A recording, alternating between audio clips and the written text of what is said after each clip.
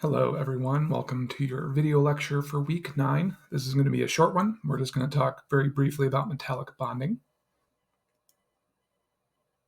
So as always, pay attention to the things in red as your main definitions from this lecture. And just recall that we've spent a lot of time on ionic bonding and covalent for that matter. Ionic, especially with the naming, but we've also looked at some of the general properties and how those bonds form in the first place. This week, we're really getting into covalent bonding a little bit more. Naming's not too bad, but we're going to start to look at the structures that covalent compounds take. But then we've got metallic bonding down here as a third type of bond that you'll be responsible for being familiar with. So obviously, metallic bonds involve metals only. So what's happening is if you look at this example right here, this would be something like an insulator, and these are going to be the atoms in a metallic bond. But in metallic bonds, the valence electrons are actually free to move. So remember that metals want to give up their valence electrons anyway, and so they're going to have empty valence shells that overlap, and those valence electrons are going to be able to move freely throughout the material, and they don't really belong to any specific atom. Now, that's the opposite over here, something like an insulator, like let's say this is wood. Those valence electrons belong, they're attracted and attached to a particular atom. So those valence electrons don't go anywhere. Now, in metals, that's not the case, and they are free to chaotically move. That is my animation of trying to show you that. But they're free to move. They don't belong to any specific metal atom. And that movement, that free movement of electrons, leads to a lot of the properties that we're familiar with metals. Now, this is probably a better image of what actually is happening. So as I mentioned, metals want to give up their valence electrons and form cations in the first place.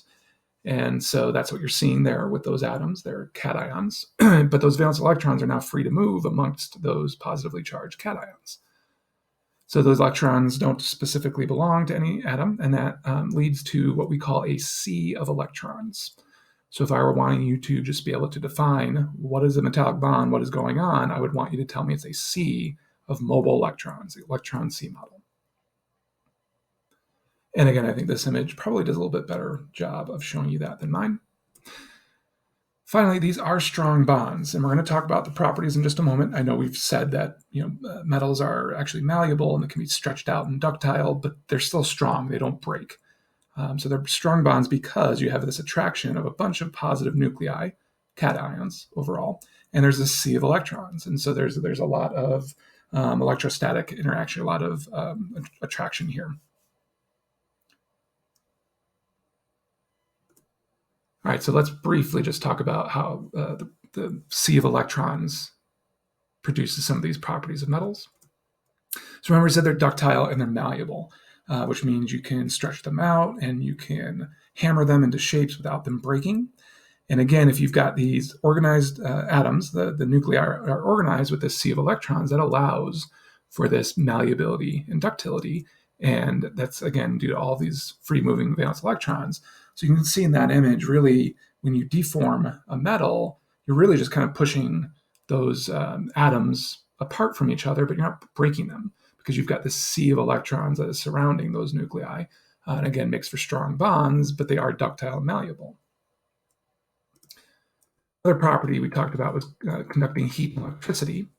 And I think the electricity in particular is going to make a lot of sense now. If you look at this image, if we have a sea of mobile electrons, then we can move those electrons through that metal.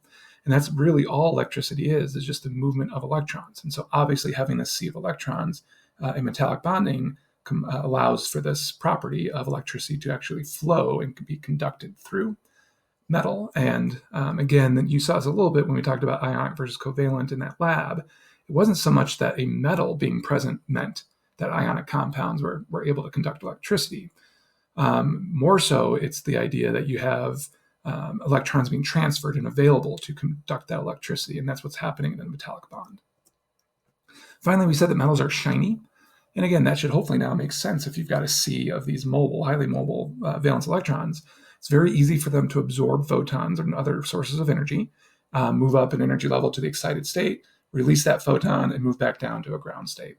And so that happens a lot in metals because of those free-flowing valence electrons, and that's why many metals are very shiny. They easily reflect light back. The last thing I wanted to mention is just the idea of alloys.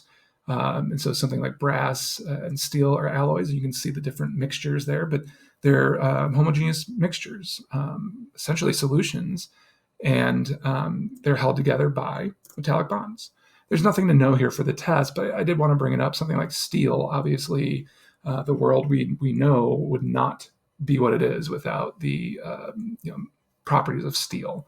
And again, those properties of that alloy of steel are due to the delocalized sea of electrons within metallic bonding. So that is it for your very brief lecture on metallic bonding. You've now got all three types of bonds to consider: ionic, covalent, and metallic.